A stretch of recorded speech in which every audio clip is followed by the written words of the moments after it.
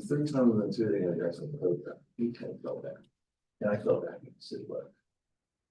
Why don't you do the easy way? Do what we're telling you to do, because that's what the law requires. What's the hard way?" All right. Well, happy Wednesday, everybody. It is 6 o'clock on the 12th of February, and I'm bringing this meeting of the Human Rights Commission to order. We're going to go around the room and then online is our way, and introduce ourselves by name and ward and your relationship to the commission. So, for example, my name is Joaquin and I live in Ward 8 and I am the chair of this commission. So how about you, Robert? Who are you? Hello, everybody. My name is Robert. I live in Ward 1 and I am the vice chair of the Human Rights Commission, House of Torres PD liaison. My name is also Robert, last name Dowd. I'm a sergeant with the Salem Police Department and the liaison for SPD with the Human Rights Commission. All right, I'm Hope Strayer. I am the youth commissioner for the Human Rights Commission, and I think I live in Ward 8 from what I never. Ward So, 1. You live in okay, Ward 1. that one. Yeah, Ward 1. Hi, everybody. I'm Kira Preti. My pronouns are she, her. I live in Ward 5 and I am in this commission. I'm Autumn Brotweiser, she, her. I think I'm Ward 3. I'm just a concerned citizen and I also teach for the same primary school. Thank you for being here. I said thank you for being here. Thank you. I'm Angelina. I'm currently in Ward 1. I'm a 30-year Salem resident. Kate Strachey, I'm a commissioner, pronoun she, her, and I'm in Ward 1. I'm Jeffrey Evans and I'm a commissioner out of Ward 6. And now the president of an organization called Barrier Free Oregon. We incorporated. Yeah, congratulations. Gretchen Bennett, she, her pronouns, staff liaison to the commission. Christina, whomever, Ilana, Christy. Christina Ballard, Commissioner, Ward 7. Kirsty Rudich, I'm a commissioner and I live in Ward 5. Hi there, Ilana Lynn, they, them pronouns. I am a commissioner and I never remember what ward I'm in. That's all right. The ladies are also welcome to sit at the table if you prefer not to sit in the nosebleeds. I like the court. Okay, I just wanted to invite you guys to the table. Good night.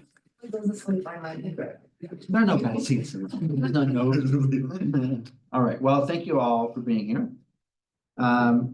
Is there a bias? No, I wouldn't. Do a member of the public here to provide comment? That'd be, I believe, just the two. Any public comment? Any public comment received, Gretchen? No, sir. Is there a motion to approve the agenda and minutes as presented? I'll make a motion to approve the agenda and minutes as presented. Motion by Robert. Seconded. Seconded by Ilana. Ilana beat you, Christy. I saw you unmute. All in favor, please say aye. Aye. Abstain. Okay, ayes have it. Didn't read the motion passes. I'm up.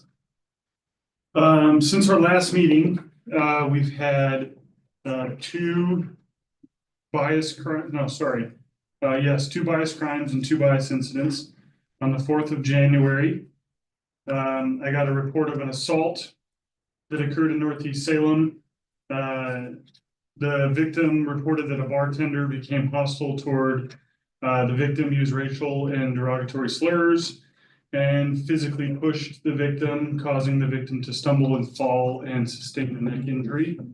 The bartender reportedly made xenophobic remarks during the incident.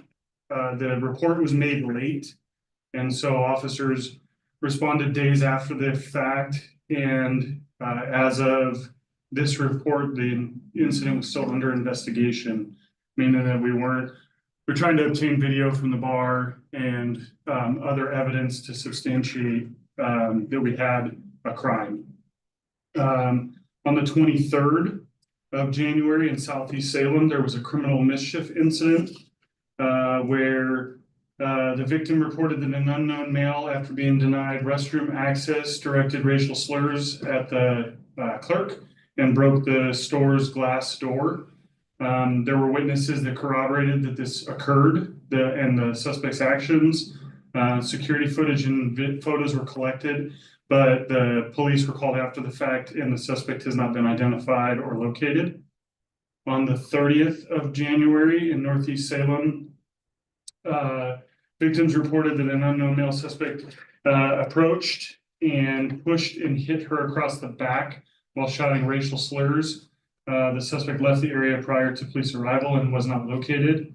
And then on the 9th of February, this one was the one that the police department put out on social media, but a family had needed a tow truck. It was 2 adults and a juvenile. And while they were waiting for the tow truck, a nearby neighbor came out and shouted racial slurs at the family, and then went back into their house and obtained a shotgun and came out and held the shotgun in a menacing manner.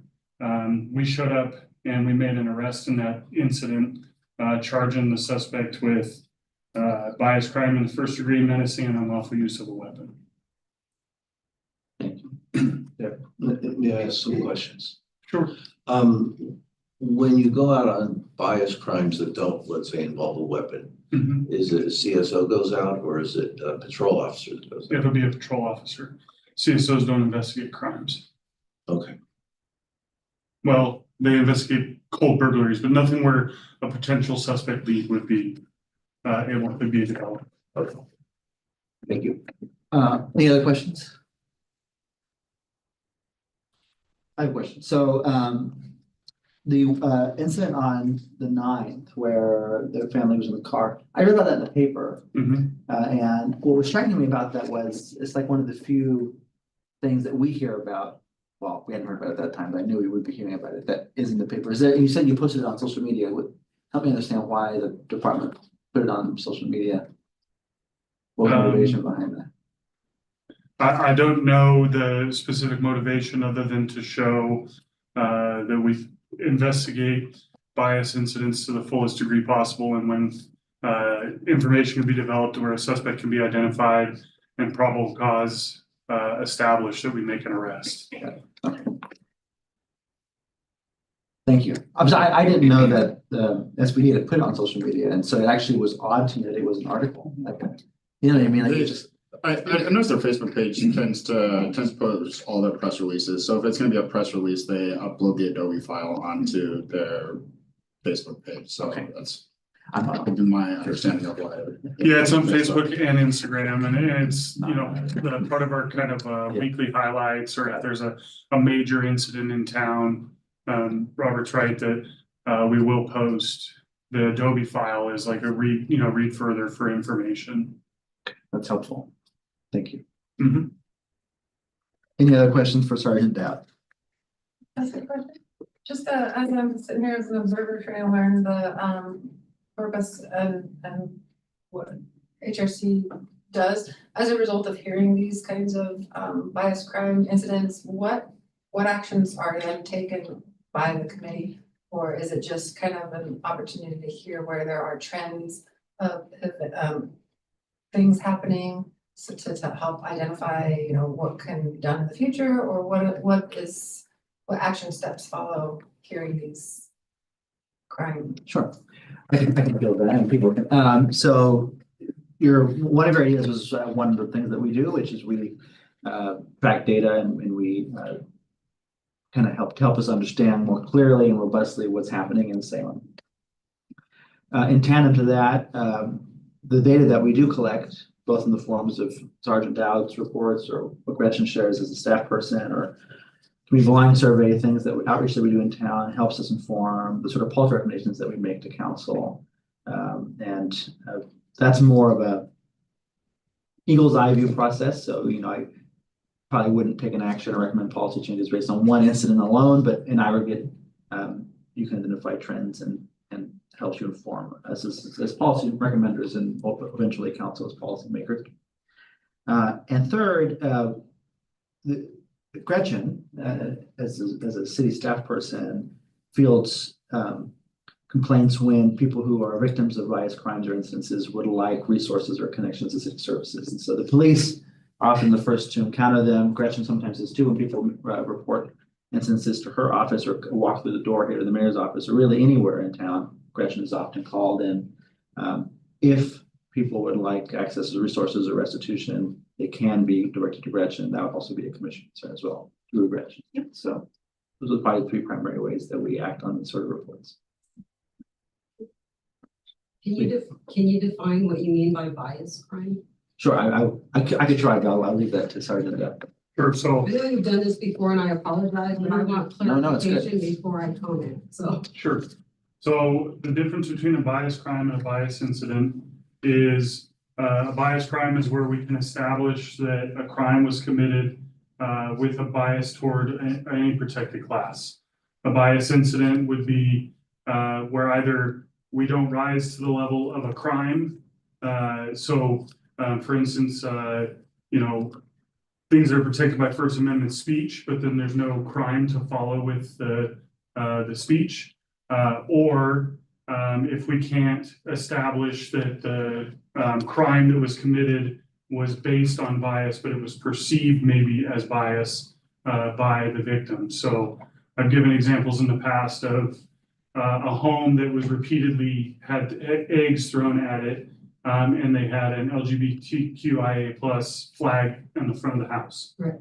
We don't know that that was the motivation for the egging of the house, the repeated egging of the house. So we can't establish that that is a bias crime. That would be a bias incident. Okay, I'm sorry I wasn't clear about my question. What I was trying to get to is what's the difference between a bias crime and crime? I mean, I guess that's I mean, it's serious to have a gun pulled on you, a shotgun, but there are literally people being raped and murdered in our streets. And so I'm just I've been to a few of these and I'm kind of curious why I haven't heard about those crimes in here, because those are some serious human rights violations. Sure. So my role is to report on the bias crimes and bias incidents, not on crime as a whole. And so we could spend all night and multiple nights going over every crime that occurred within the. To me, the most severe ones are child abuse, rape, murder, drug abuse. I can help if you don't mind. We have a more limited scope.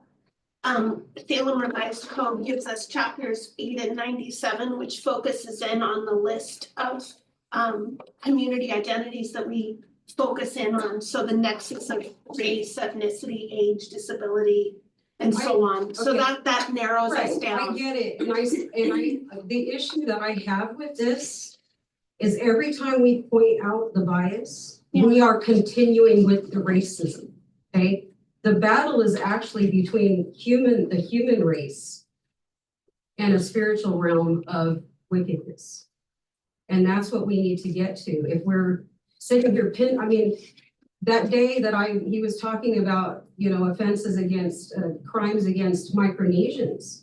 And I'm like over here going, hey, I'm Micronesian and you've heard my story. My tent was being sliced open. I was yanked out of a tent by the police for sleeping in a tent on a dead end street.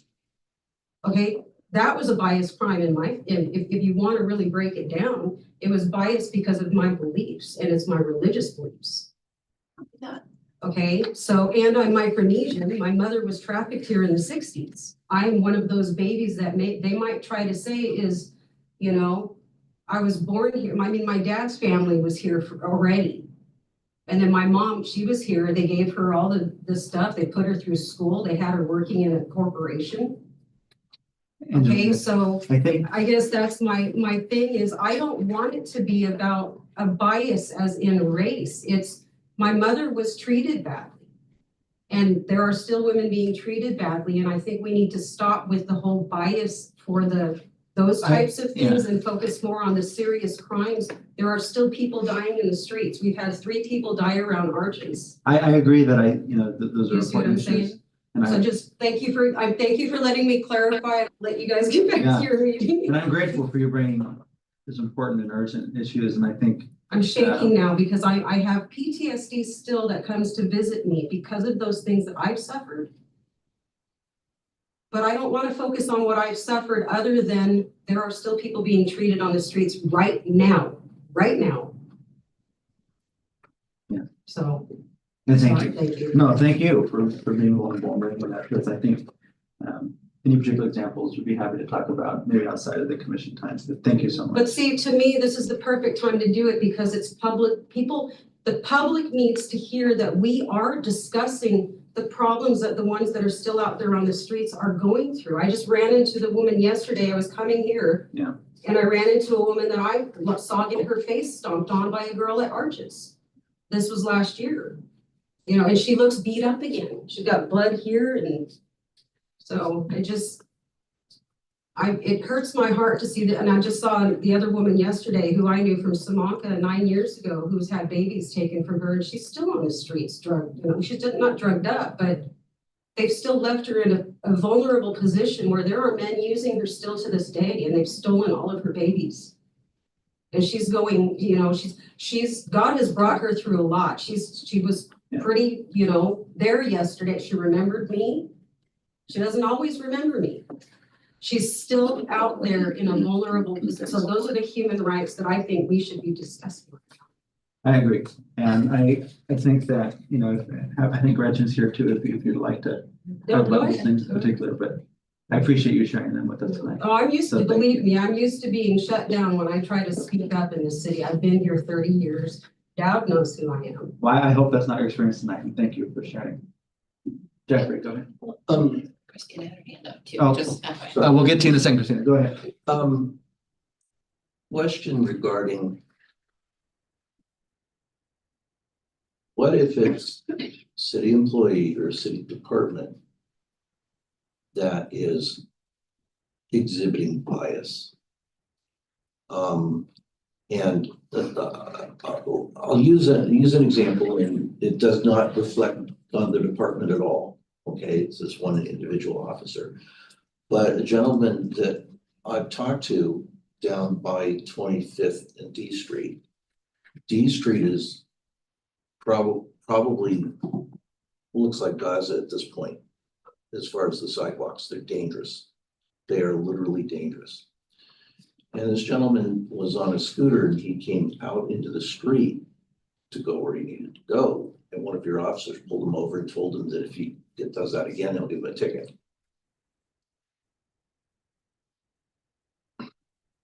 How do we address things like that? And there are other aspects from that I hear about from other interactions with city employees, but I'll use that one because that's the one that I know of where I was talking to the person. Who handles that? Yeah. I mean, I realize, you know, internal affairs, but that's kind of like a nuke in dealing with this kind of bias or this kind of inappropriate application of. Would you Do I like have me any to, questions? would you like me to? No, I'm happy to. So professional standards would be your first step to address behavior that is believed to be inappropriate or based on bias. For instance, a gentleman showed up in the lobby today wanting to report that he believed our hiring practices were biased. And so he's been connected with professional standards and they have an obligation to investigate any allegations of bias from officers of the police department. If professional standards was able to determine that there was some kind of a crime perpetrated by the police officer, then we would go to an outside agency and ask them to investigate so that there was no bias there. And that's with any crime committed by a police officer. It would be investigated by an outside agency so that we couldn't show favoritism towards our own. There's no way that we could safeguard somebody that had committed a crime. And I think this is kind of a more particular example, but Chief Womack's initiative around like body cameras, for example, I think is a big part of accountability that's been important to him. And I know that Gretchen, you staff, did I steal your thunder? No, please. Go ahead. But see, that addresses the police department, but other departments where I have heard situations where the public works crew was out doing some work on the sidewalk. And somebody in a wheelchair said, hey, you know what, you guys are taking a long time on this. Once it, he hears, oh, quit your whining. So in those, the city does have a zero tolerance around bias for all of its departments. And there's a clear policy around, it gets reported both to human resources as well as through the management system. And if you ever encounter any of that and don't know where to begin, I'm a liaison into that. I help make sure that we enforce our civil rights and bias rules here at the city. So people could start with me if they're not sure where to report it, but there should be a zero tolerance by all management for that kind of behavior. So we'd want to know. So sworn officers and CSOs through your professional standards. Correct. Professional standards is the 2025 term for internal affairs. Okay. So it's a different unit. The professional standards unit is formerly IA. Okay. So they would conduct the investigation on the internal behaviors of members of the department. And then the rest you hear about. Well, I may or may not, because managers and department directors would also have a process for that, but I can help make sure. Yes. Or we ever. We have to get to move over to Christina. Christina, but thank you, Jeffrey. Christina, go ahead. Where'd she go? Oh, there she. I'm right. Yeah, I don't want to back us up too far, but I just wanted to offer a little clarity on the difference between some of the crimes that were mentioned and bias crimes. The issue, our commission is tasked with addressing the issues that have occurred due to bias, and that means that the intent of the crime was to harm someone in some way because of a bias. It's not just all crime that is being looked at. It's the intent. That's what we're here to look at, because those types of crimes are a different class than say an assault versus an assault that had an intent that you were assaulting somebody based upon their race. Those are different things. There's a special, it's looked at specially, and that's why this commission looks at those things and not all crimes. And I hope that helps bring a little bit of clarity to that issue. Thank you. Christina, you're 100% correct. And as for the incident on the 9th, the suspect in that was charged with the crimes of menacing and unlawful use of a weapon, which would be the case if there was no bias motivation. But because there was also bias motivation, the suspect also received an additional charge of bias crime in the first degree. So one doesn't trump the other. It's just an additional charge to indicate that the crime was committed with a bias intent. And you, to your credit, Sergeant Dowd, you have more than once, twice, come to us with when it's some ambiguity around whether it is a bias or how would we deal with this. And so I think we've also been able to provide input there. Just one quick question. Yeah. For Sergeant Dowd. What classification of crime is bias crime in the first degree? It's a felony.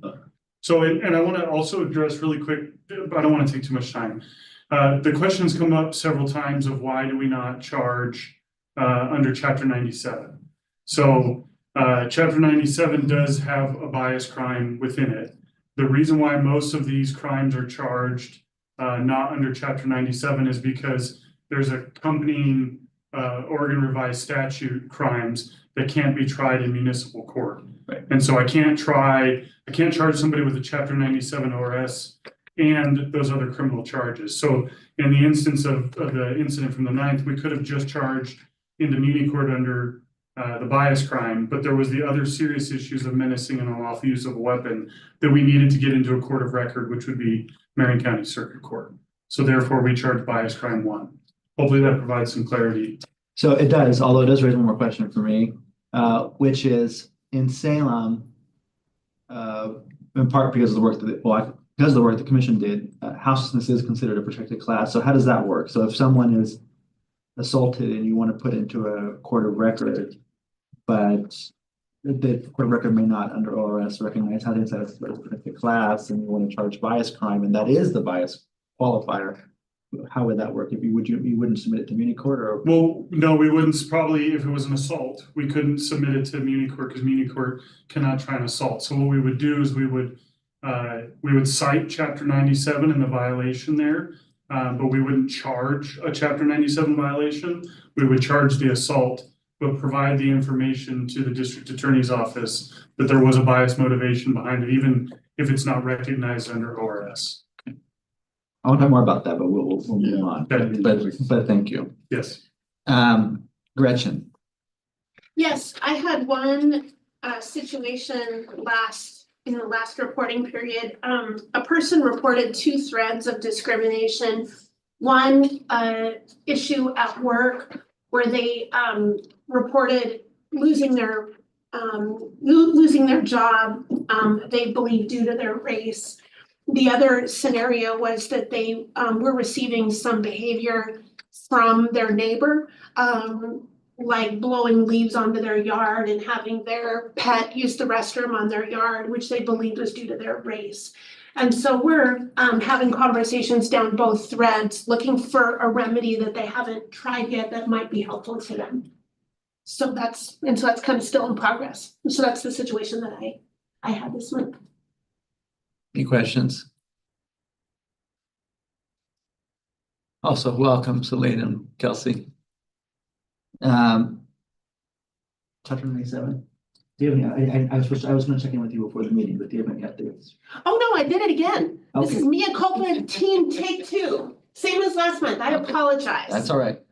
And yeah, but I did review the sketch that we have. It looks sound to me. You all did a really nice job. And what we're talking about here is, you might remember, we had planned to put some folks together after this new year got underway a little bit, and we started to see how topics unfold related to citizenship, the experience of people who are here without documentation and are wanting to improve pathways for feeling comfortable reporting bias and hate. So you all had put together a really nice list of questions and a good list of people to invite to a gathering, and you'd come up with a scope.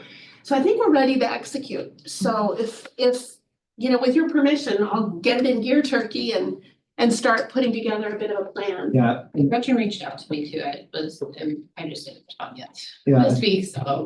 Kate and I were emailing about reaching out to Levy as well, soon to see what work he's doing, and Yeah, I think we could pull that into a conversation around this in particular. And Levy, who's the ED for Mano Family and Services here, and pretty active in the community around, I know your rights and immigration services generally, and so I have not reached out to him, but I will. When I do, I'll see both you and Kate Great. and see if we can meet for coffee or something.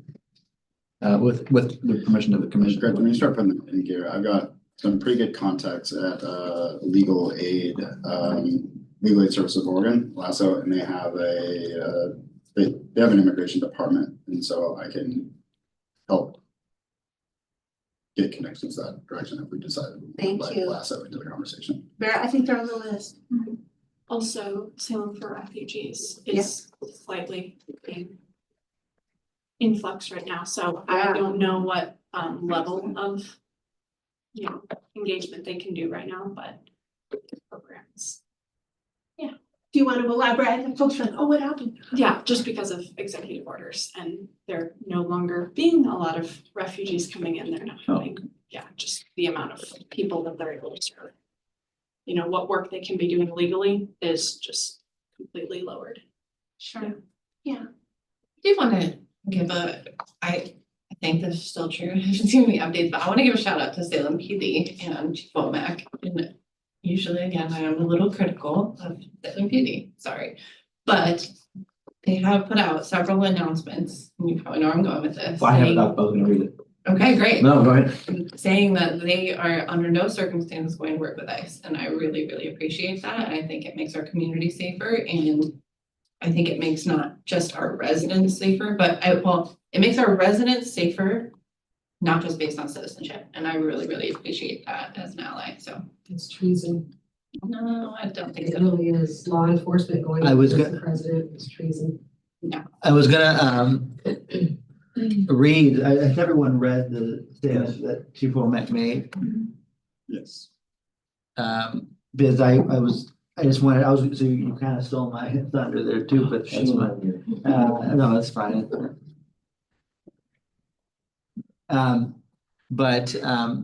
The district has made a statement, and have we really started? It'll be at the board meeting. Okay. Other Yeah. governments are entertaining statements and I just wanted to highlight and get any reactions from people relating to Chief Womack's statement, which in part read basically would reiterated state law. Salem Police Department does not enforce federal immigration laws, and our officers will not ask anyone about the resident status. It is against Oregon law for local police to participate directly or indirectly in immigration enforcement without a judicial warrant. Where do these, where do you see these? I haven't seen anything, do they just, is it on social media or? Oh, this is released from the police department. Oh, I'm just curious, like, how would someone, one of the marketplace community members see this to be reaffirmed? Yeah, Like, how does that get out to them? that's a good question. So I can, Well, it went out on social media in at least a couple different languages, and then there was a press release that also went out to accompany it.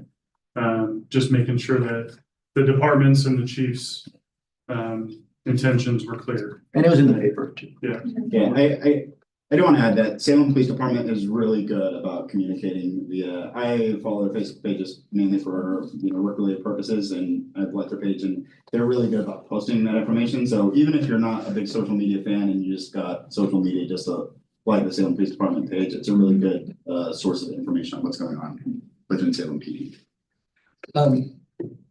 Question I have is that I noticed, because I didn't read it, Gretchen had to, smack me on it, but the statement is in English and Spanish, but not Russian. And we have a substantial number of Ukrainian refugees here who are terrified. And a lot of them haven't bothered learning English because they thought that the war would end and they would go home, they would be killed. And so, my wife's terrified, because apparently they've heard a case, she's heard from a friend of hers that adopted children who were adopted from foreign countries and naturalized, that they're now being subject to removal by canceling their naturalization. So, there's more than just the English speaking or Spanish speaking communities that have these concerns. And so I might suggest that perhaps statement be released in other languages as well. It wasn't released in Russian. I don't believe so, no, Spanish and English only. Any questions online? Any comments vis-a-vis just reaching out to communities and communicating the city's commitment to non-cooperation? Yeah, Ilana. I do wonder if this would be a situation where we should also draft a statement to share with the community that follows us, our listserv, and just also affirm that there is a public body watching over all of the other public bodies, ensuring that rules are followed and that community is put first.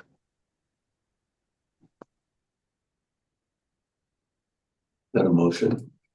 Yeah, I mean, yeah, what are the reactions to that? I didn't hear a motion, but is I'll the make one, but I would like to hear some feedback first. Kelsey, go ahead. I fully support us drafting something on like the part of HRC.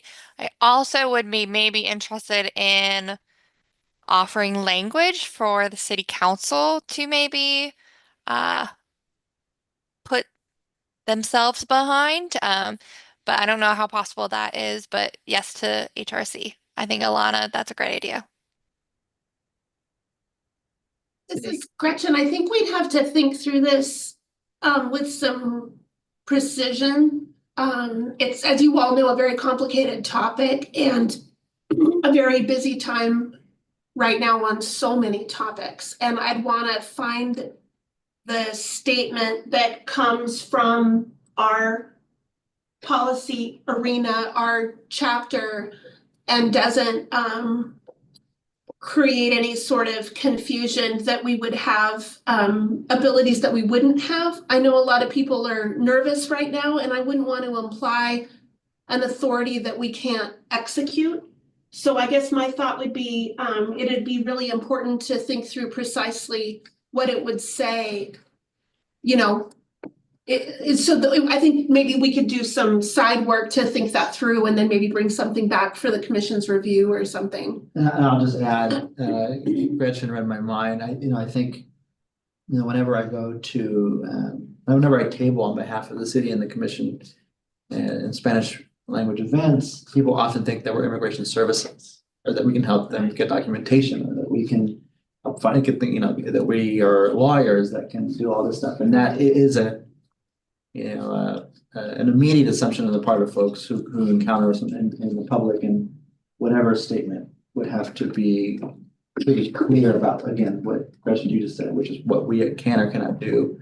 And that we explicitly do not do immigration services, but there are entities that do. Yeah. Did you raise your hand? Oh, I did, but I'll wait. well, I haven't heard from you yet.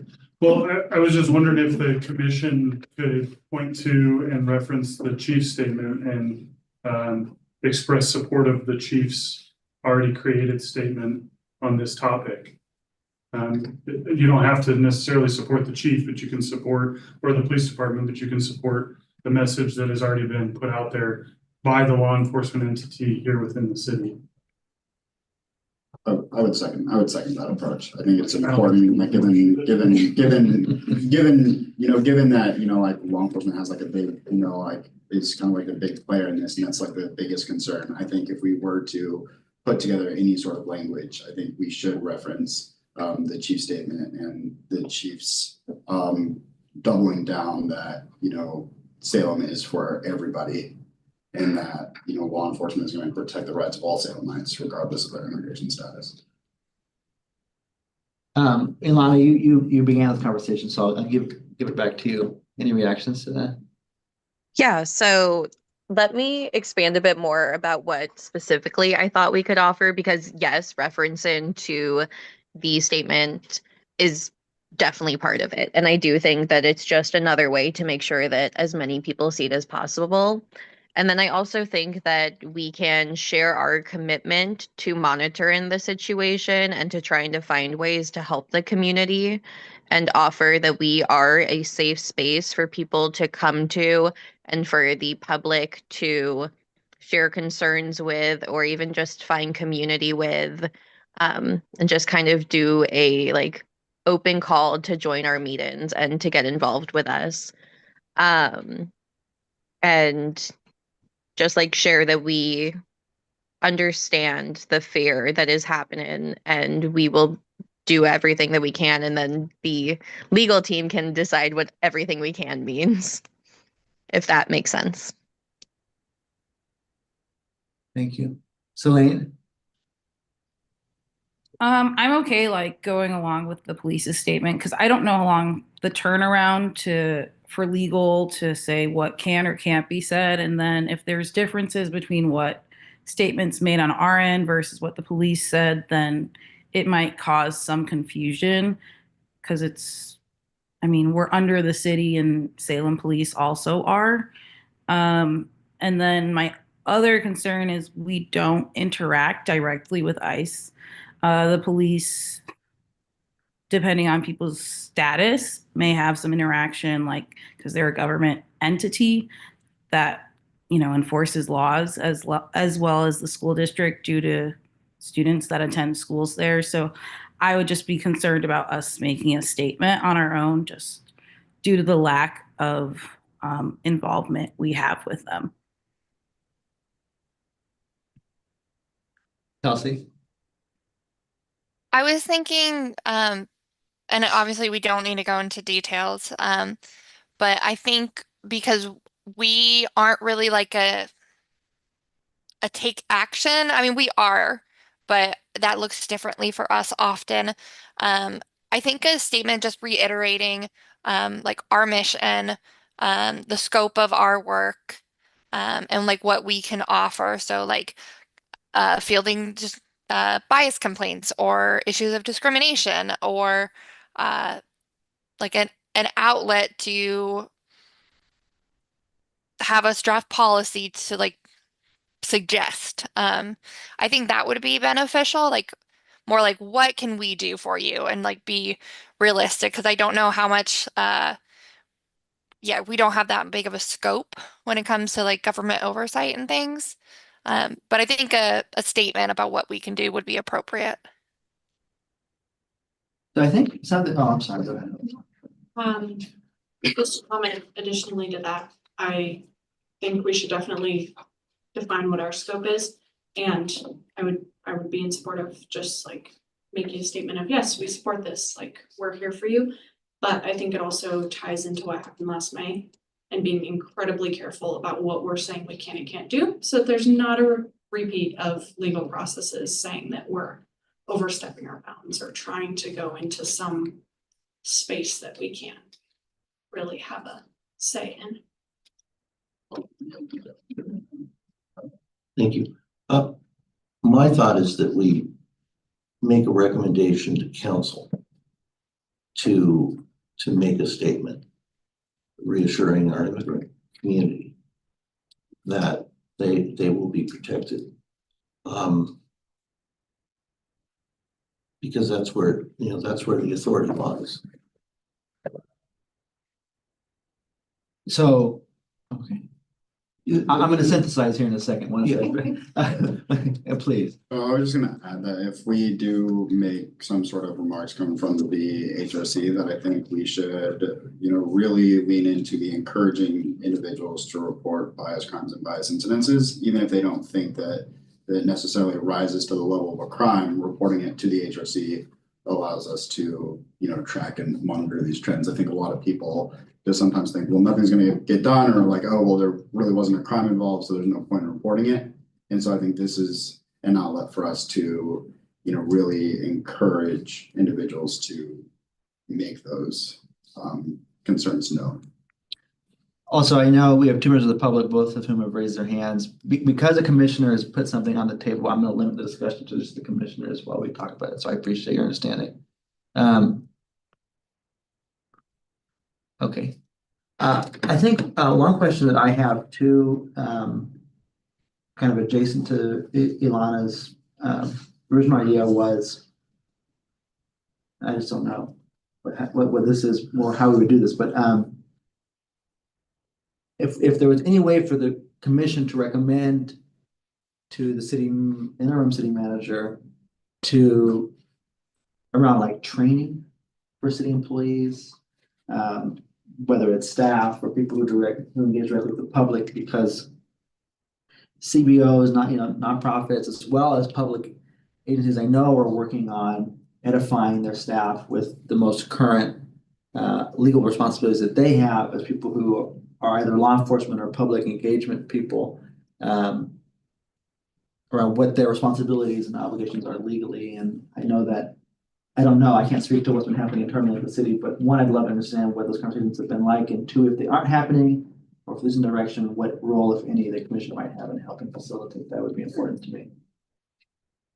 I can interject quickly. This is Gretchen. I'm not sure if I'm aware comprehensively of what's happening, but I drafted something today that would be guidance for staff around, our overall policy and approach. And it's kind of moving through some review channels right now and then to be available to city employees.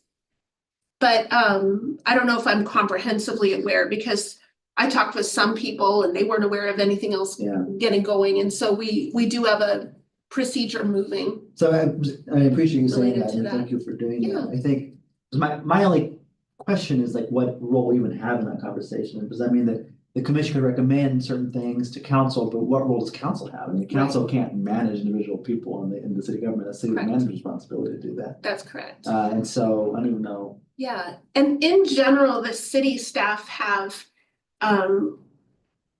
general legal obligations with regard to this process, you know, related to kind of how the chief spoke about it. We're to conduct our city business here lawfully and, you know, follow all of the rules and laws, kind of as the chief put it in his statement, and, you know, simply put. And so we don't have any sort of authority over other agencies. We don't have authority over ICE or federal immigration authorities. And so we have some limitations. And so it just comes back to how we manage our spaces and the events that we host and how we interact with folks. So we are more limited, and I wouldn't want to imply that we can provide safety. A few years ago, we presided over a conversation around being an inclusive city. And one of the tricky parts of that is not wanting people to misunderstand an assurance of full safety if we don't have a legal pathway to cause that to occur. You know, so there's a lot of trickiness in this, to be sure to say. But some of you pointed out, certainly sharing the chief's statement, certainly speaking about if people are experiencing bias, hate, discrimination, we want to hear about those things. Those are easy, solid things that we could produce tomorrow. You know, getting into the broader, bigger picture would slow things down because there'd be a lot of nuance to sort through and process. Thank you. Yeah. I think, obviously we, to Gretchen's point just now, assuming that we have agency over what we can do, although we'll have to figure what that is exactly. And we can move forward with that with the commission, the consent of the commission. But it sounds like there was an interest in having either mayoral proclamation or some kind of city resolution, not unlike the inclusive city one. Is that, am I hearing that from people, or is that, I want to reflect what people have been saying. I might invite more reflection on that. Just as your employee, I might advise you to think about the context happening in city council right now and the tremendous number of local issues on their plate. And not that this isn't a critically important issue, but kind of to Hope's point, they've got only so much bandwidth and only so much ability to nuance through the many complicated conversations that something brings. And I don't know. I might make the counter argument that maybe the chief has kind of done that work for the city, and that they may not. I don't want to speak for them. I should not speak for them, but I would advise you, just as your staff liaison, I'm not sure, at least right now, the bandwidth is there. Given that, I don't know if some of you, were aware, we're staring down a fort. You might remember from Keith's report, they're hard at work right now on how to preside over a budget that would cut 14 million. And then we have the city manager's resignation this week. So and a new council. So it's a very complicated week. And so I just want to set that context as you think about the value add given the chief's statement, but with respect, I'm just your staff. Doesn't the HRC send out a monthly blurb on like a specific topic, right? Yeah. We send something out. What if this month's statement was just a copy and paste or reference to the chief's statement? So just a blurb and everything that, like we acknowledge the, severity, like we acknowledge, the current events that are happening in our community. And, we throw our support behind the chief's statement. And so what Alana was saying, everything, our commitment, everything to monitor, these issues. We just send out like a quick, like 1 or 2 paragraphs and then attach or link Salem PD's statement. If I might offer, just before we jump to Alana, that's very comfortable, along with please talk to us if you're feeling biased. Hey, discrimination, that's what we're here for. The word monitor makes me a little nervous because I don't know what that means exactly. And I don't think we've got awareness or capacity to monitor in any kind of huge proactive way. So I'd need some clarity on what we mean by that. I do like the doubling down and just reporting. Yeah, that feels comfortable because we're set up for that. So I'm gonna give it to you, Sergeant, and then Alana, and then I'll entertain a motion and close the conversation. So just to show you that your HRC is at work, a day, maybe 2 at the most before the chief's statement, Gretchen reached out to me with concerns from a community member about activities going up and down Lancaster. Oh, it's true. And Gretchen asked me, what is the police department's stance on this? And I said, I can't speak all the way back in history, but I can tell you in my 15 years, the Salem Police Department has never worked closely with or cooperated with ICE in any capacity. And so Gretchen and I had that conversation, and then the chief's statement came out. So, I mean, that is an example of if people have concerns and they bring those concerns forward, we can hopefully put people at ease, we can address those concerns, and we can do our part to ensure that everybody feels safe within the community here. Thank you. Ilana. Well, Gretchen kind of said what I was going to say, was that I love the idea of doing an email, but we should make sure to include like our meet-in information and how to get in contact. So same page with Gretchen. And I would also, okay, well, I guess the motion has to happen first. Is it okay if I make a motion? Go ahead. Wonderful.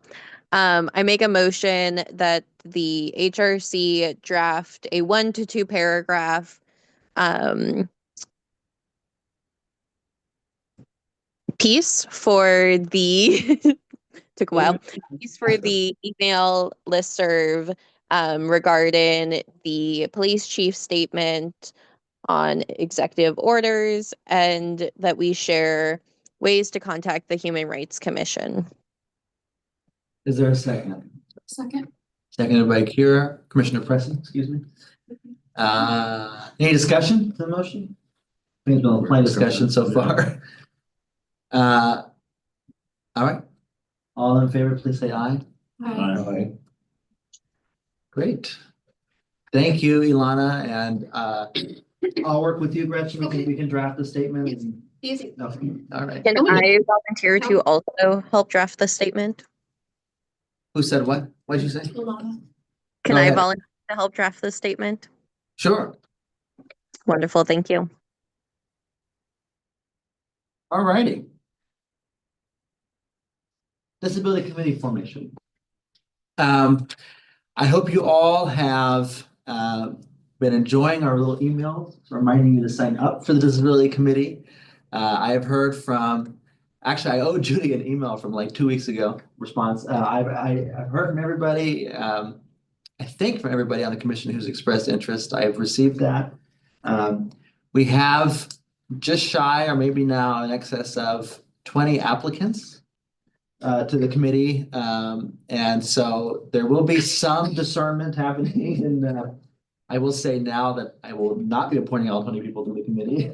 So we have to figure out, but of course, interest and capacity and background expertise and geographical distribution, and just kind of make it as equitable and representative as possible. But thank you for your robust engagement on this in the last few months, and continued engagement in the future. And Friday is the deadline to apply / express your interest. So if you are a commission member who has not expressed their interest in serving on the committee, please communicate that to me and Gretchen by Friday. And I hope to be making appointments as soon as next week, and we'll start figuring out a time for us to set up our first meeting. So Can't we have all 20? I don't think so. I think that would be a little unruly for one, and for two, we'll just be making appointments. Yeah. So, Unruly could be good though. I can't hear you. Unruly could be good though. Oh, yeah. Sometimes. That's my middle name. Yeah. Any questions about that? I hope that's enough of a by way of update, but I just appreciate your patience. I'm glad that there is enthusiasm and interest from folks, obviously on the commission, but actually outside of the commission, people who I hadn't heard from and haven't maybe engaged with the HRC previously have expressed their interest. So I'm excited for that. So if you know anybody, send them my way. Applications due on Friday. Okay, thank you for that. Any questions?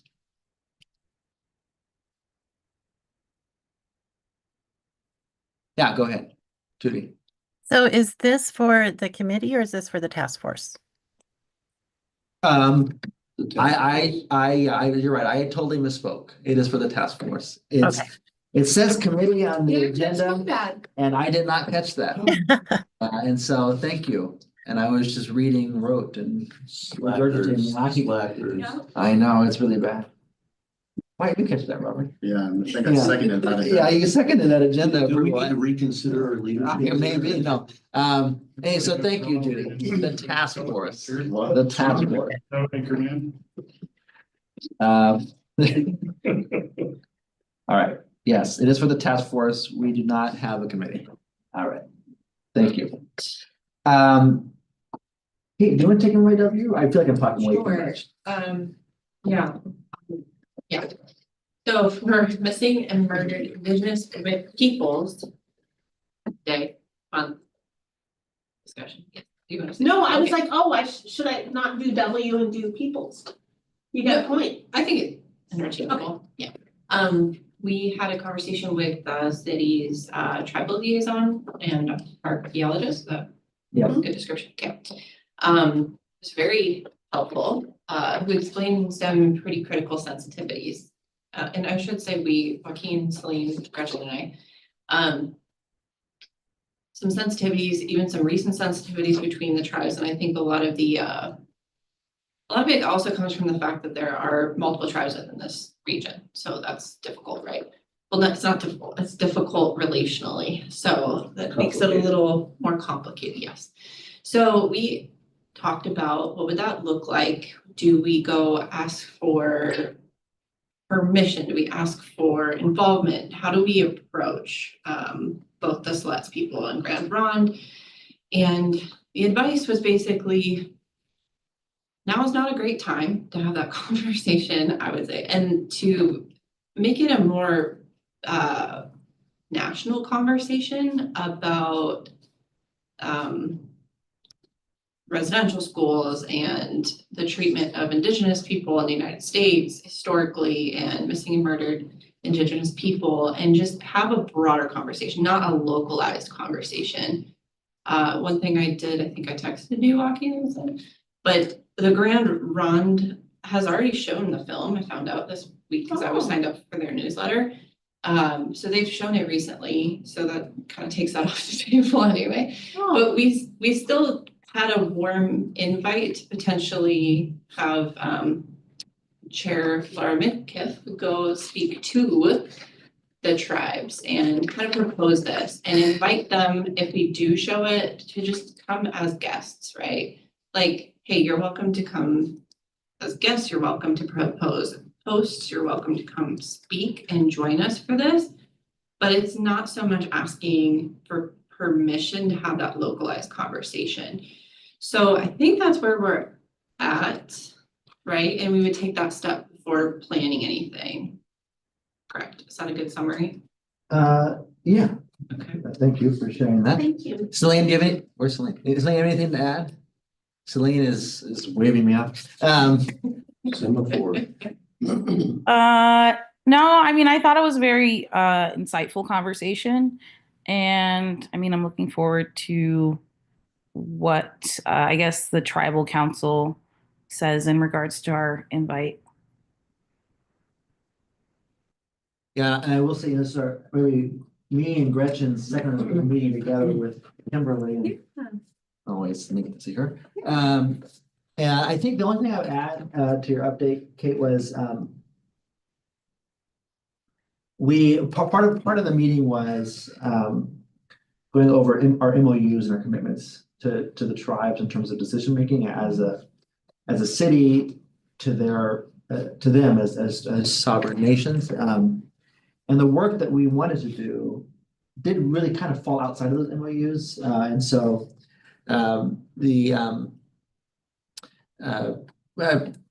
Steve's historian, Kimberly Fitzgerald, was talking about coming to the tribal round table, which happens, I think, monthly. And I don't know so much about co-creating an idea with them, but to your point, presenting, here's what we're interested in doing, what's your feedback? Not so much because it falls in more of our review around education stuff, more of a just a kind of a informal conversation with them about what their insights were. And I don't know, do you think that are you still interested in showing the film or? So the second part of this is that there are some archaeology projects happening within the city limits, right? Yeah. And some of those are indigenous, and then there's some research projects that will be coming up potentially that feature indigenous, the indigenous peoples of the region. So the advice, I guess it wasn't advice, but the conversation was like, this is an educational opportunity potentially for the public, right? And we could host that and have this as a discussion topic before that happens or after that happens, the archaeology project specifically. I honestly don't know, because the Grand Ronde just showed it, I would actually prefer to find out if the selects have shown it as well. If they have, then I don't honestly know if we need to show it, except if we really determine that this is something educationally we think is important for just a broader community. It kind of sets up that archaeology project to have more sensitivity towards the trauma behind the residential schools, right? So I have two minds for this right now. And you know, if I think speaking to that, you know, the idea originally was to bring awareness to Salem generally. Yeah. Anyway, I didn't really envision these sort of initiatives as per se being geared towards tribes, so much as actually probably, if anything, probably to non-native peoples, you know, the people here in, you know, Salem. And so, you know, I think there's still merit and value in showing it. I will stress what I have shared previously in these commission meetings and did last week or whenever we met, that I think it should be coupled with like a kind of a public conversation and a kind of educational component. I think just dropping that film would probably be unproductive. And you know, I don't feel like there's any rush on this. Yeah.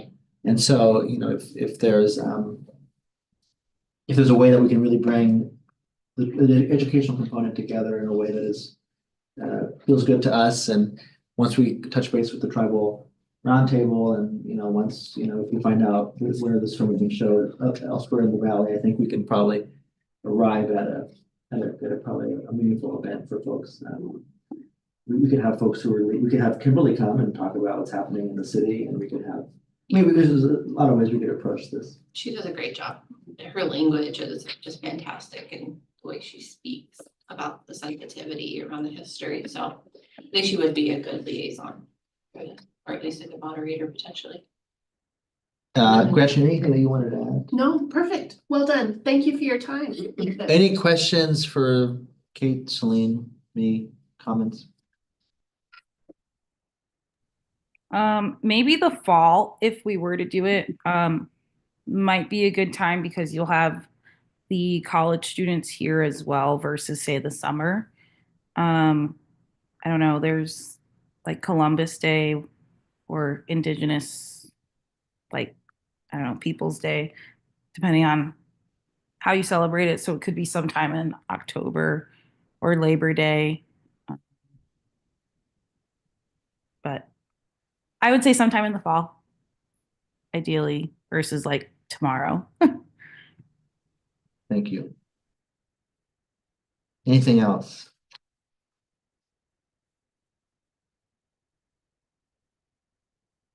Okay.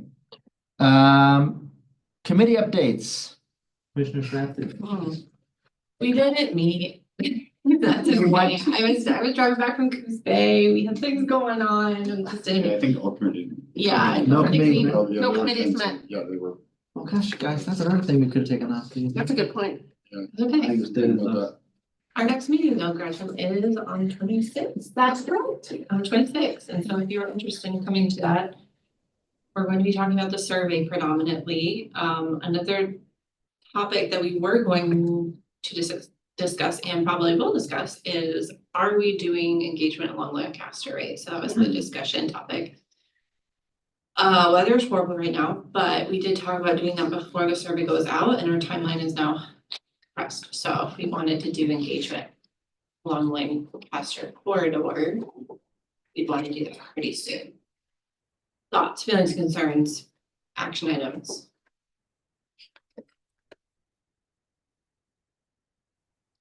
We as a group feel like we could go figure out if we could go talk to businesses or people in Lancaster in the next like month. Is that doable or no? Cause sorry, okay, you wanted, from what I remember from a couple months ago, the committee wanted to go out for survey them out, touch base, tell them it was coming. And then follow up with the survey itself. Right, like we do it downtown, do that along Lancaster with businesses and different, even we meet people or, Yeah. you know, like whatever. So surveys in the community. field in May. So. Yeah, actually, we'd have to go. March, April. March, yeah. And we wanted to talk to community partners, kind of do like a call or Yeah. get that list together. When's your next meeting? The 26th. Of this month? 26th, yeah. Do the folks feel like they can come to the 26th prepared to decide that? I think, you know what, and if I can make a proposal, I do feel like our efforts would be better spent for this period, focusing on those community partners and having that conversation with them ahead of the survey. So like, here's the survey, here's what we changed, here's why we do it, here's how to look out, here's how you can, you know, promote it. And last year we had this many responses, which was our largest year ever, and we rely on you for this support. I would agree with that approach. I Yes, think- Vice Chairman. Someone else is speaking. I'm just I believe like our community partners are gonna be more apt to, you know, push that survey out on behalf of the HRC than businesses. I think they're gonna understand the importance more than just walking into the Jiffy Lube. Right. So I would agree with Kate, and I think we could just identify if people could just come to the meeting, I think, with an identified list of community partners they want to reach out to, so then we could just get that call scheduled shortly after that meeting. I think that'd be a good productive use of our time. Reactions? We've also got some ideas about some community events that we could do to facilitate engagement that already took the meeting. I will commit to a draft of a short presentation for community partners. Then we can review that in our meeting. We'll start there. Chair Pressy, I'm assuming that you'll. We also did that. We did, however, draft our email for recruiting, so that should be going out this week. Great. To get some more members onto the committee. But other than that. There you go. Thank you. Chair Lana, we haven't met in a while. We didn't meet over the holidays didn't. either. We last met a while back, and then the document's been pending with legal, and then poor Ilana, I sent her a fairly rowdy looking draft to say, do you think this is clear enough? Should I clean it up here or there? So we're getting ready for your meeting, which should be February 24th. Yes, I will have that reviewed. I promise. I'm sorry I haven't gone back to you sooner, Gretchen. No, you're fine. I've taken forever too on the thing. So after you review it, Ilana, could we all have it in advance of the meeting too? That would be helpful. Yeah.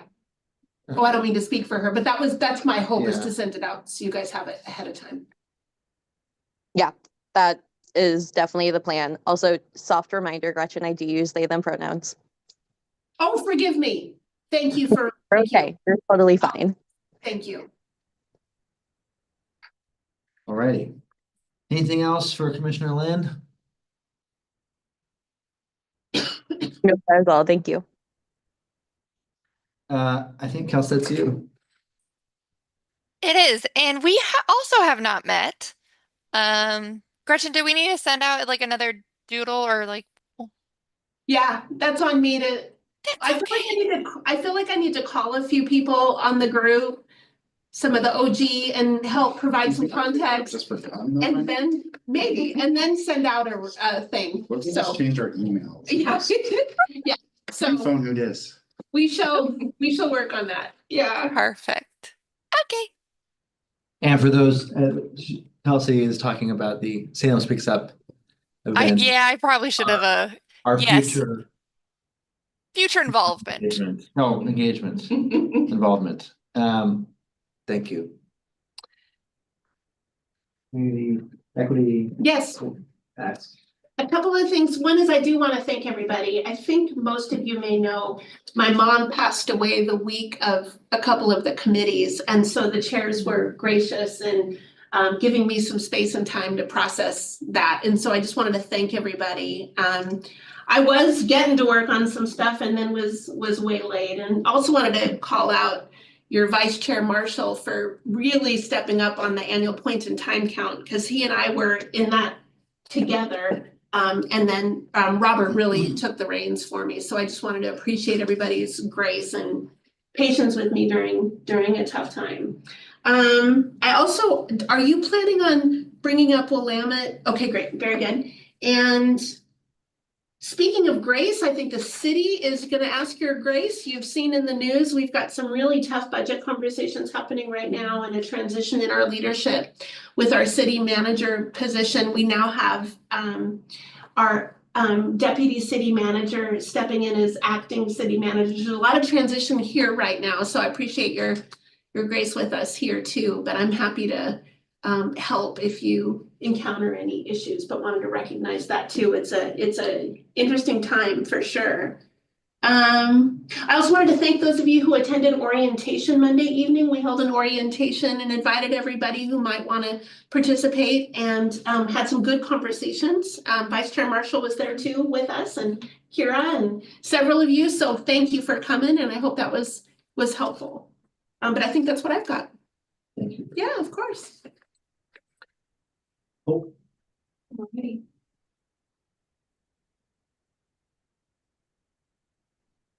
Okay, so we are going to have some events. I have some, but I'm not sure if like one of them needs removed now that we've decided not to present a film, or we don't know what we're doing on that. But February 6th is the East Salem Peace Walk from at 4:30 p.m.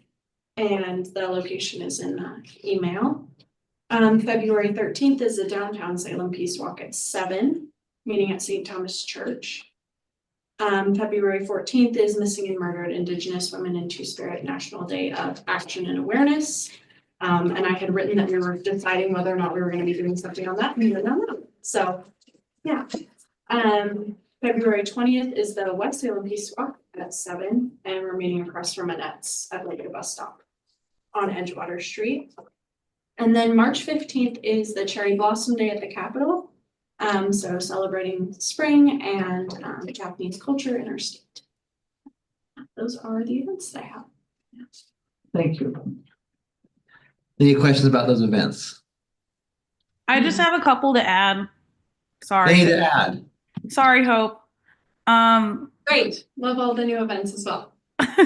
I'm adding to the Peace Walks. There's one in Highland happening on the 22nd of February at 4:30, starting at the Fred Meyer parking lot on Broadway, like near Kaiser.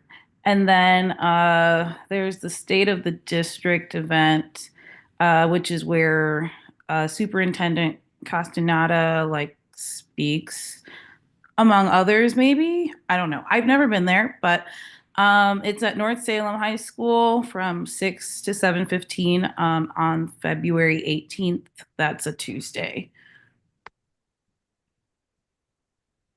That hasn't happened before, has it? But yeah, it's new. Yeah, thank you.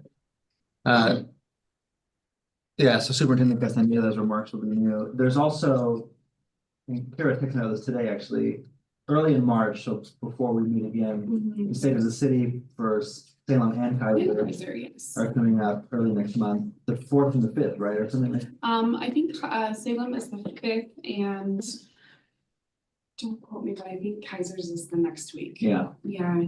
and both those are open to the public for whomever would like to attend, as well as for invited people. I believe Salem's is free if you're not doing lunch. Is that? That's right. Correct? That's Okay, right. Kaiser, they're not giving you an option. It's lunch. Yeah. So that one you pay for. And is Salem's in the Convention Center again this year? Yes, I believe so. Is it every year? Yeah. Yeah. Has been for a long time. Long time. Yeah. So things of note, if you're interested in local politics. Jeffrey? Just March is Developmental Disabilities Awareness Month. Don't know if we're gonna get the task force up soon enough to do anything there, but there is Disability Pride Month in July. Yeah. And then National Disability Employment Awareness Month in October. And then Disability Insurance Awareness Month in May, just to throw out, maybe we want to try to get the task force to doing some things associated with that. Totally. And also independently of the task force, Jeffrey, we also, to an earlier conversation, we used to do, well, we should try to do it monthly, but you know, we do regularly put out information about things that are important and happening nationally. And so if you have any ideas around disability related months, topics, things you'd like to highlight, I think we can do that. Well, considering we talked about the task force reaching out to the community, it'd be perfect time to use these months coming up as, you know, here's an event, oh, we're here to hear what you have to say. So that's all. I have an event to mention. No one's interested. I know. Where is that? Well, it's not my event. Is that a Motion to adjourn the motion? meeting. Denied. So. Point of personal privilege. Yeah, right. Willamette's Office of Civic Engagement reach out to Gretchen and I to host a panel to talk to Willamette students about, specifically Willamette undergraduate students, about ways that they can get involved in civic life here in Salem, particularly around human rights. And while we had originally all been able to attend on the dates, I cannot attend on one of the, they had to reschedule and I can't attend, but if anyone is interested from the commission of attending in my stead, honestly, you know, please let us know. It'll be the 13th, right? Yes, March 15th, Wednesday, 6:30 p.m. Wednesday or Thursday? Oh, and I can do it Wednesday. they'd like to know right away. Thursday. It's a Thursday. Thursday, forgive me. Thursday. Yeah, so it's Wednesday, it's Thursday, March 13th at 6:30 at Willamette, and the panel will be 3-person panel. It'll be Gretchen, our wonderful heroic hero, and Virginia Stapleton, the most immediate counselor from Ward 6. And so How long is the panel expected to go till? Put me in. You can put my name down Thank for you. that. okay, and there'll be food. I can For you. interpret. Well, then Okay, absolutely. you I can put can my do name that. down for that, Robert. Yeah. All right, well, Yeah, I can share one seat. I will send an email Yeah, I can connecting send you you that, yeah. with everybody. So thank you for doing that. A good way to get out, especially to our college age folks, and get them informed about how ways to get involved. All right, member remarks or announcements beyond what we've already talked about on the agenda. Go ahead. Well, I mentioned Barrier Free Oregon. And if you know of anybody with a disability that might want to get involved to solve the issues that are soon going to be made worse when the ADA is repealed, have them get in contact with me. We've got a lot of ideas and things to do. Our first action was that myself and another soon-to-be member of our board testified before the Senate Committee on Housing and Community Development regarding Senate Bill 444. Right now, apartment complexes with 20 units or more have to have 2% of those be wheelchair accessible. And the SB 444 will drop that threshold to 10 units and increase the number of accessible home apartments to 10%, which is a start. Unfortunately, there's some malevolent non-compliance among apartment complexes because they will have the disabled units, but they fill them first come, first serve. So if they have one unit and you're in a wheelchair and you're the second person there, they've rented it out to a non-disabled person. And so we raised that issue. The other issue we raised was that SB 444 does not address single family homes. And that is a critical issue because for most people, their first shot at wealth building is through home ownership. And so that is being denied to 30% of the population. So just there to let you know that these are the kinds of things that Barrier Free Oregon is going to be getting involved in. If you want to be involved with us, great, let me know. If you come across people who you've talked to who want to become involved, let me know. We've got a whole bunch of things on the list of things we want to do. Thank you. Thank you, Deborah. Yeah, that's a real concern of mine too, the ADA. I wanted to say, okay, so if you have a open line of communication with Willamette, very happy with that. Can we leverage that relationship to reach out to them about the survey this year? May I respond to that? Yeah. Well, although you can, and of course, we can talk about the survey at that. Marianne, Marianne used to be a professor there and knows the professor or the dean, the person that you had gotten the feedback from. And wanted to do that outreach a little bit further along. So that's a great conversation for when you and I and she talk next week. Great. Yes, because she's dialed into that and on the same page as you and just thought we should wait a little, get it a little further cooked, given her knowledge of them and what they're looking for. Also, the person I'm in contact with is staff, who's a student. Staff. Oh, okay, to invite us to the same, yeah. But yeah. Ilana. So I wanted to see if there was interest in the committee and like finding ways to support the council in promoting the livability levy. I see it as the only way to save our library, which, as our survey has made very clear, is one of the places that people feel the most seen and all of the things. I don't have to repeat it to this group. So I was just interested in if there were ways to support and if that's something that we would want to do. Sorry to open up a bigger discussion at the end. What are you allowed to do as a public body as opposed to individuals, Gretchen? Yeah, I was just thinking about that. I'd want to refresh my memory because I remember looking at this question quite a few months back. Certainly as individuals, you're free to support anything and to say, I am a member of the Human Rights Commission. You can't speak for the commission, but you can say your support. Can the commission, as a human rights commission, there may be a boundary there, just as there is for staff on any, on anything that's on the ballot, So let me look into that as a commission. As individuals, you can go forward and there's kind of a support group that's formed. I'm getting the name wrong, but there is a group of individuals that is formed in support that people would be welcome to join and participate in too. But it's a fair question, Ilana. Thank you for bringing it up. Anybody else? Jeffrey's got to Chris. Yeah, I would have a concern about that because the city of Salem is embarrassingly deficient with respect to access for people with disabilities. And now we're starting to hear that, oh, well, we don't have the money to do the things that should have been done 50 years ago. And my viewpoint would be, why I realize libraries are important, but people are important too. And we have people who are getting injured out there because the sidewalks are garbage. We have people who are homeless because there aren't accessible apartments.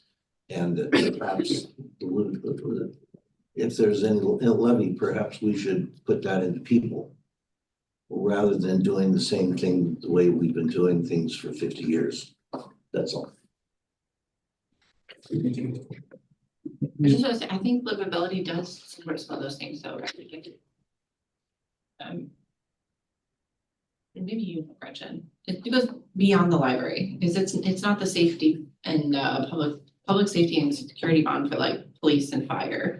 but it does do more. So it's like Center 50 plus. And so like Jeffrey, you were talking about spaces where people who are maybe wheelchair bound or homebound can go and be social or go get a meal, right? Like, so this would support Center 50 plus and the funding for that. It would support the library. Yep. So I was on the revenue task force. It would support parks, not graffiti abatement specifically, but those things, right? So it's like even the conversation about sidewalks, the conversation about trees. I don't know if that was here. No, that was neighborhood associations. It's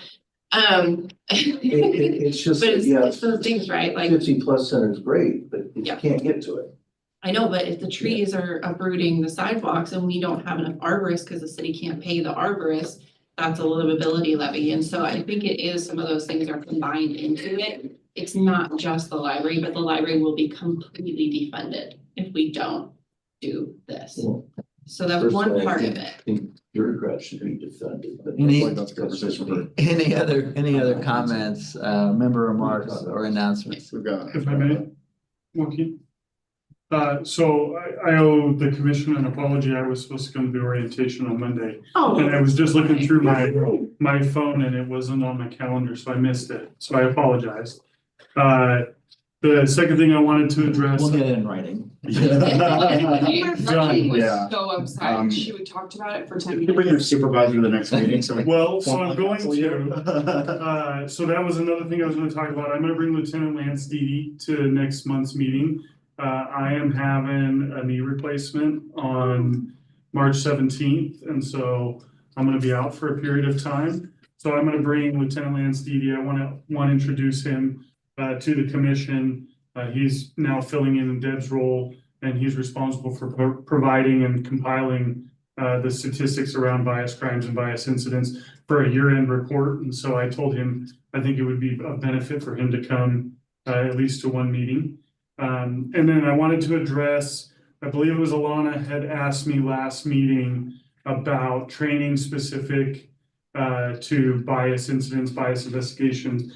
So maybe not 100% towards bias investigations, but I wanted to let the commission know that this year at our annual in-service training, every sworn member of the department is going through 2 hours of equity training, specifically related toward procedural justice voice. So how we can break down barriers, enhance trust, build overall community safety by giving members of the community a voice.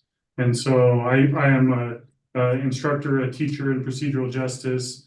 And so we're presenting that 2-hour class to every sworn member of the department throughout our 8-week in service. Yes. I think last year Deputy Chief Aguilar made an invitation for members of the HRC to attend, or it was to community partners that attend the monthly community partner meeting, but I wanted to know if that might be an opportunity, if there were available seats in the classroom for members of the commission to.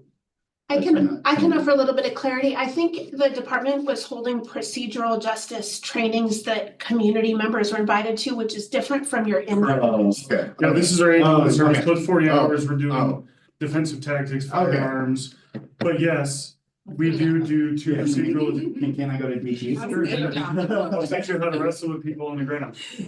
We do at least 2 procedural justice classes annually, and we try to put that information out via our social media chains and on the police department's webpage. And then we also do our community police academy, which is incredibly valuable if you have any interest in learning how the police department functions. It's a substantial time commitment. It's several weeks where you go to classes in the evening, but you really get a full buffet of all of the goings on of the police department. You get to learn about SWAT and all of those things, but that's off topic. I just wanted to make sure that I addressed, because Alana had asked if we do training related to bias, and one of the things that we are doing as our in-service is trying to encourage sworn personnel to give our community members a voice so that we can build trust. And we point at Sean and Kevin and the work that they've done with our houseless neighbors and trying to build relationships back from years and years of